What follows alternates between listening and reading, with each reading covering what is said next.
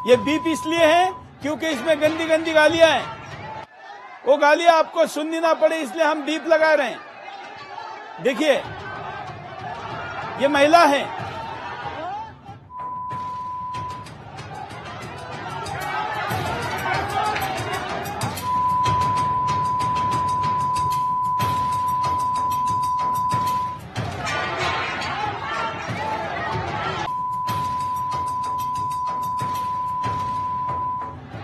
तो ये देखिए, ये वो वीडियो है जो हिंदुस्तान के सेकुलरिज्म की और मुसलमानों को कंधे पर बिठाने की आती का परिणाम है। और ये परिणाम आती का इतना हो गया है कि उनकी जान बचाने के लिए गया हुआ उस मोहल्ले का डॉक्टर भी सुरक्षित नहीं है। सोचिए कि बंदूक लेकर जाने वाला सिपाही कितना सुरक्षित होगा। उससे भी बड़ी बात सोचिए कि इस मोहल्ले में रहने वाला हिंदू कितना सुरक्षित होगा। जहां जहां हिंदू घटा वहां पर डॉक्टर भी पीटा। इस नारे को आज जोड़ने की जरूरत है। स्वास्थ्य कर्मी पर हो रहे इस हमले का क्या किया जाए। मैंने जब प्रश्न पूछा आज ट्विटर पर तो 97% लोगों ने कहा कि हाँ, कार्रवाई होनी चाहिए। यहां से जान बचाकर भागने वाली महिला ने क्या कहा, इसको सुनिए, ये और गंभीर है। हम बहुत डर गए थे, पत्थर हमारे पैर पे जोर जोर से पड़ना शुरू हो गए तो हम कार में अचानक सर लेके हमको निकल गए। हम लोग वही जो स्क्रीनिंग के लिए हमें जो स्वास्थ्य डिपार्टमेंट ने बोला था उसके लिए हम लोग गए थे। वहाँ पे हम लोग 3 दिन से मेरे डॉक्टर जाके जा रहे हैं, डेली स्क्रीनिंग कर रहे हैं, पेशेंट को देख रहे हैं। आज भी हमको पॉजिटिव की कोई कांटेक्ट की हिस्ट्री मिली थी तो हम वहाँ गए थे देखने के लिए। बस उन्होंने आए, हम लोग ने जैसे ही पूछना शुरू किया पत्थर फेंकना शुरू कर दिए दोनों। आप कितने लोगों की टीम गई थी वहाँ पर? मैं और ये डॉक्टर जाके, हम 2 टीम डॉक्टर थे और हमारे साथ ANM और वो थे आशा कार्यकर्ता। साथ में तहसीलदार सर भी थे, वो अच्छा हुआ। और पूरी फोर्स भी थी। सो दैट्स व्हाई हम लोग बच के आ गए, अदरवाइज बच नहीं सकते। कितने लोग थे? महिला पुरुष दोनों थे? देख नहीं पाए, हम बहुत डर गए थे। पत्थर हमारे पैर पे जोर जोर से पड़ने लगे। अब एक वीडियो मैं आपको और सुनाता हूं जो कहता है कि किसी भी प्रकार की जांच के हमारे लिए आओगे, हमारे मोहल्ले में आएंगे तो जांच नहीं करने देंगे। देखिए धमकी।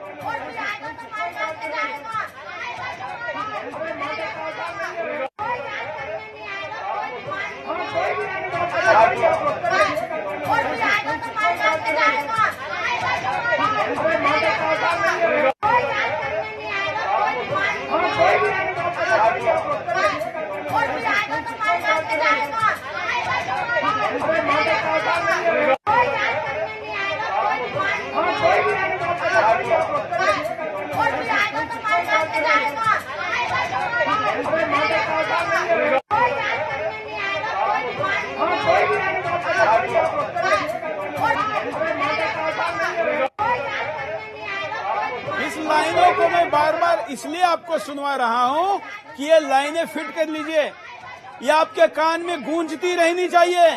ये आपके हमारे हिंदुस्तान का कल है जो उनकी जांच तक नहीं करा सकता, जिसमें शुद्ध रूप से उनको बचाना ही उद्देश्य है। आप जांच भी नहीं करा सकते। आप कागज मांगना तो बहुत दूर की बात है, लेकिन यहां आप जांच भी नहीं करा सकते। हमारे साथ यति नरसिंहानंद जी जुड़े हैं। महाराज जी, आखिर ये क्या भावना है, क्या स्पिरिट है, ये कौन से संस्कार हैं, या ये कौन सी आग है जो खुलेआम पुलिस को धमकी देकर कह रही है कि जांच कराने भी नहीं आएंगे, अगर आएंगे तो मार खाएंगे? बताइए। सुरेश जी, एक तो मैं आपका बहुत बहुत धन्यवाद देता हूं। इतनी बड़ी समस्या को आज सारे देश को समझाने के लिए आपका दिल की गहराइयों से धन्यवाद देता हूं।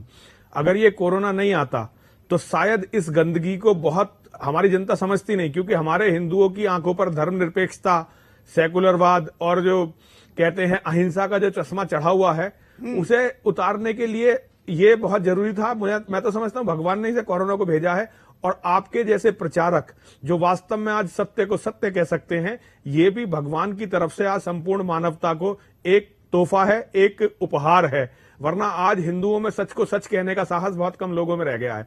और जहां तक बात है, अगर इस सच को भी कोई सच नहीं कह सकता तो उसको हिम्मत वाला कहना तो दूर, मैं उसको इंसान मानने के मानव लिए नहीं भी है, तैयार नहीं हूं। देखिए- वो पत्रकार वगैरह तो छोड़ दीजिए, मैं उसको इंसान भी मानने को तैयार नहीं हूं। देखिए, बिल्कुल आपकी बात से मैं 100% सहमत हूं, और इसमें मैं केवल पत्रकारों की विफलता नहीं मानता। हिंदुओं के समाज का हर अंग एक तरह से अपाहिज सा प्रतीत हुआ, सब लोग अपाहिज से प्रतीत हुए। आप देखिए, मुसलमानों के धर्म गुरुओं ने मुसलमानों के दिमाग में एक बात अच्छी तरह से डाल दी कि ये कोरोना जो है अल्लाह ने भेजा है, और ये काफिरों को तबाह करने के लिए अल्लाह ने भेजा है। लेकिन मरने वालों में मुसलमानों की संख्या ज्यादा दिख रही है। अब इसका कारण है वो जो जन्नत की इनकी कॉन्सेप्ट है, जो तबलीगी जमात ने पूरी दुनिया में जिस कॉन्सेप्ट को बताकर आत्मघाती दस्ते तैयार किए थे। देखिए, मैं पहले कह रहा था, आपको भी बता रहा था, तो आपको भी देखिए, आप तो इन बातों के बहुत बड़े जानकार हैं, लेकिन आम पब्लिक को बड़ा आश्चर्य हो रहा था कि स्वामी जी ये क्या कह रहे हैं। लेकिन आप वसीम रिजवी का बयान सुनिए, उसने भी बिल्कुल बताया कि पूरी दुनिया को जो ये सुसाइड बॉम्बर हैं, ये केवल और केवल तबलीगी जमात सप्लाई करती है पूरी दुनिया को। बिल्कुल बिल्कुल। आईएस को, तालिबान को, अलकायदा को, जैसे मोहम्मद को, हिजबुल्लाह को, जितने भी ये सुसाइड बॉम्बर हैं, केवल और केवल ये तबलीगी जमात, जिसका हेडक्वार्टर है भारत का निजामुद्दीन मरकज, और इनका सबका जो सबसे मेन पावर हाउस है वो है दारुल उलूम देवबंद। पूरी दुनिया को यही और उत्तर प्रदेश के एकदम ग्रामीण क्षेत्र में है। मतलब हमारे यहाँ पर हिंदू संस्थाएं या कोई भी संस्थाएं जब अपना कार्यालय खोलना चाहती है तो दिल्ली, इधर उधर बड़े शहरों में खोलना चाहती है। ऐसी जगह पर हैं जहां पर लोग सोच भी नहीं सकते, ना आसपास के ग्रामीण बेचारे लोगों को उसके बाद अंदर क्या चल रहा है ये पता चल पाता है। तो सुरेश जी, इन लोगों ने क्या किया है, इन लोगों ने दुनिया के हर मुसलमान के दिमाग में एक चीज भर दी है कि भाई ये अल्लाह के रास्ते में तुम्हारा जिहाद है, इसमें यदि तुम काफिर को मारते हो तो तुम्हें जन्नत मिलेगी, तब तुम गाजी हो जाओगे, और अगर तुम भी मर गए तो तुम शहीद हो गए अल्लाह के रास्ते में। और देखिए, तबलीगी जमात और ये इस्लाम की जो सबसे खास बात है, आदमी मरेगा, उसने कितना ही अच्छा काम किया है, वो कब्र में गड़ जाएगा, और कब्र के गढ़ने के बाद वो कयामत तक का इंतजार करेगा। जब कयामत आएगी तब उसका हिसाब होगा कि भाई इस आदमी ने अच्छा किया है या बुरा किया है। लेकिन कोरोना में तो हम मांग कर रहे हैं कि इसमें गाड़ना नहीं है, जलाना चाहिए। एक मिनट में मेरी बात पूछ, मैं एक बहुत ये बेसिक जो सिद्धांत है वो आपको बताना चाहता हूं। आप तो जानते ही हैं, लेकिन पब्लिक इस बात को जान जाएगी। तो देखिए, वो होता क्या है, इनकी कॉन्सेप्ट ये है कि आदमी अच्छे कर्म करके मरा, अच्छे उसके असबाब थे, सब कुछ अच्छा था, लेकिन उसे पता नहीं कब तक कयामत होगी, तब तक का इंतजार करना पड़ेगा। अगर आदमी कब्र के जीवन से बचना चाहता है, कब्र में मरने से गड़ने से बचना चाहता है, तो उसे जिहाद करना चाहिए अल्लाह के रास्ते में। अल्लाह के रास्ते में जिहाद करना का मतलब है काफिरों को, जो मुशरिक हैं, काफिर हैं, उनका कत्ल करना। अब उनका कत्ल करने में दो बात होंगी, या तो आदमी कत्ल करेगा या खुद भी मारा जाएगा, दो में से एक बात होंगी।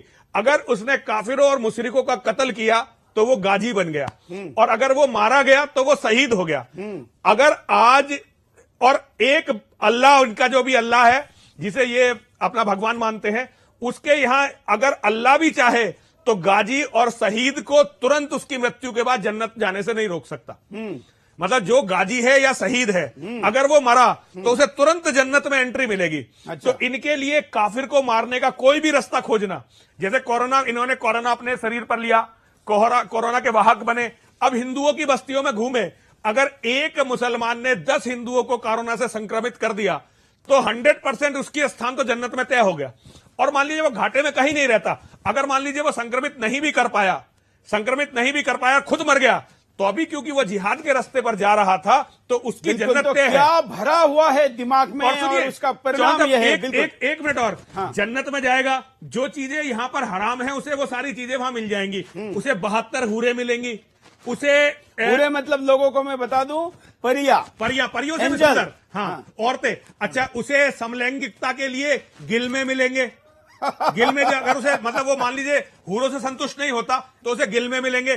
शराब की बहती हुई नदियां मिलेंगी, कितनी चाहे शराब पी सकता है, और तरह तरह के मांस मिलेंगे, दूध की नदियां मिलेंगी, शहद की नदियां मिलेंगी, और वो राजाओं की तरह अपने महल में रहेगा।